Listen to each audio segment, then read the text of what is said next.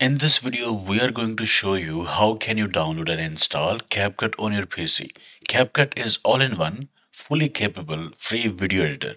To download CapCut on PC, open Microsoft Store, search CapCut. From search results, click CapCut, click install button. Or from its official website, go to download, click download for Win Mac. It will be automatically downloaded. Run the installer. After it's installed, it will test the environment. After system compatibility check, you should see this message. Your computer can run CapCut smoothly. Click confirm and you will see this interface. To start editing, click create project button.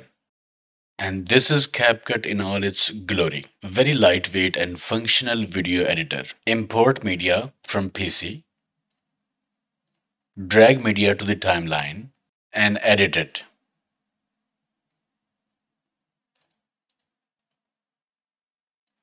After the edit, click menu and then export the final output.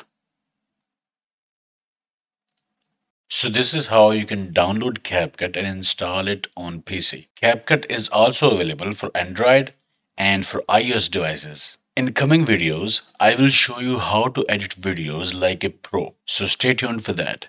Give this video a like, subscribe to the channel, and I will see you in the next one.